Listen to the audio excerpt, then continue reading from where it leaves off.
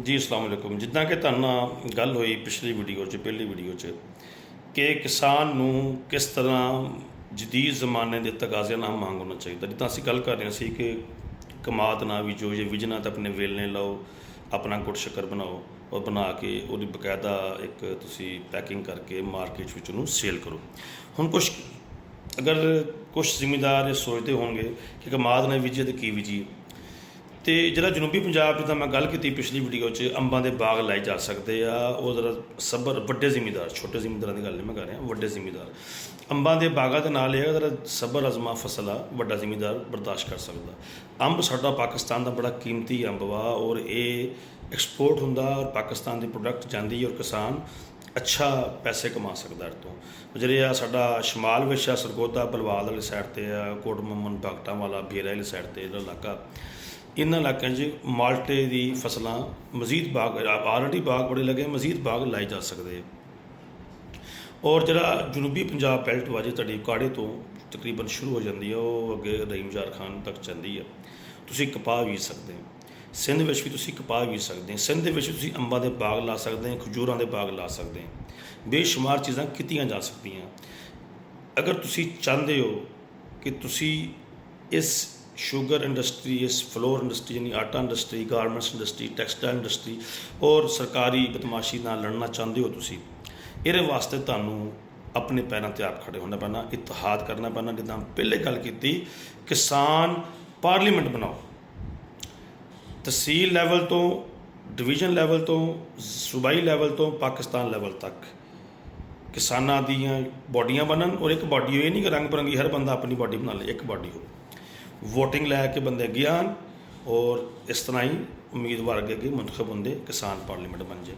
ਉਹ 'ਚ ਤੁਸੀਂ ਇੱਕ ਰੇਸ਼ੋ ਰੱਖ ਲਓ ਕਿ ਅਸੀਂ ਪੂਰੇ ਪਾਕਿਸਤਾਨ 'ਚੋਂ ਕਮ ਅਜ਼ ਕਮ 500 ਕਿਸਾਨਾਂ ਦੀ ਪਾਰਲੀਮੈਂਟ ਬਣਾਉਣੀ, ਜਿਸ 'ਚ ਬਲੋਚਿਸਤਾਨ, ਸਿੰਧ ਵਾ ਔਰ ਜਿਸ 'ਚ ਤੁਹਾਡਾ ਖੈਬਰ ਪਖਤੂਨਖਵਾ, ਪੰਜਾਬ ਆ, ਗਿਲਗਿਤ ਬਲਤਿਸਤਾਨ, ਕਸ਼ਮੀਰ ਆ।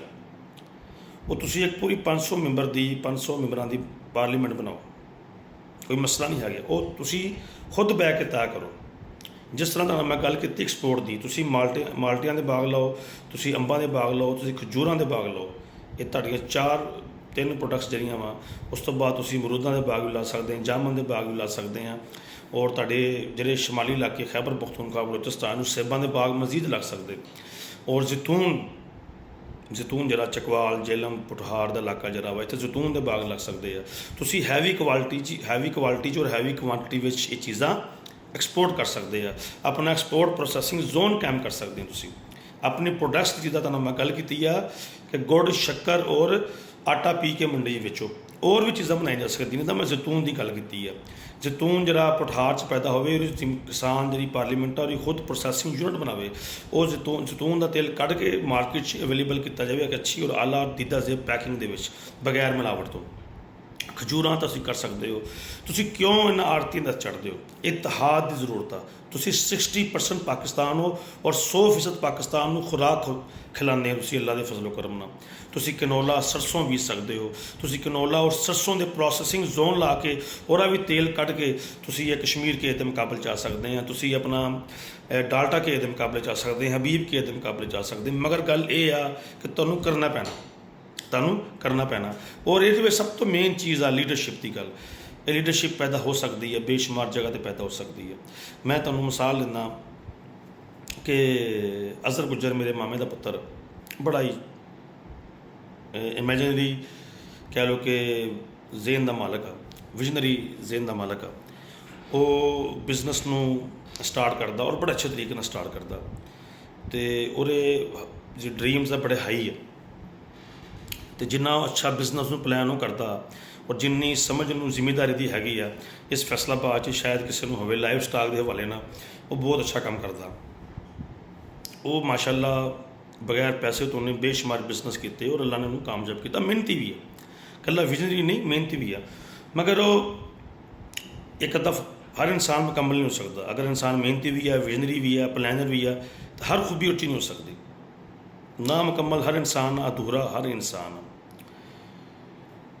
ਉਹਦੀ ਅੱਗੇ ਫਾਲੋਅਪ ਉਹਦਾ ਸਟਰੋਂਗ ਨਹੀਂ ਹੁੰਦਾ, ਉਹਦੀ ਐਗਜ਼ੀਕਿਊਸ਼ਨ ਐਡੀ ਸਟਰੋਂਗ ਨਹੀਂ ਹੁੰਦੀ, ਜਿਹਦੀ ਵਜ੍ਹਾ ਤੋਂ ਖੁਦ ਵੀ ਮਸਲਿਆਂ ਦਾ ਸ਼ਿਕਾਰ ਹੁੰਦਾ। ਤੁਸੀਂ ਅਜ਼ਹਰ ਗੁੱਜਰ ਨੂੰ ਚੁਣ ਸਕਦੇ ਹੋ, ਕਿਸਾਨ ਦਾ ਪੁੱਤਰ ਆ, ਤੇ ਕਿਸਾਨ ਤੁਸੀਂ ਫੈਸਲਾਬਾਦ ਵਿੱਚ ਅਜ਼ਹਰ ਗੁੱਜਰ ਨੂੰ ਚੁਣ ਸਕਦੇ ਹੋ। ਮੈਂ ਹਰਗਿਜ਼ ਨਹੀਂ ਉਹਦੀ ਤੁਹਾਨੂੰ ਕਹਿ ਲਓ ਕਿ ਬ੍ਰਾਂਡਿੰਗ ਕਰ ਰਿਹਾ, ਤੁਹਾਡੀ ਮਰਜ਼ੀ ਚੁਣੋ ਜਾਂ ਨਾ ਚੁਣੋ।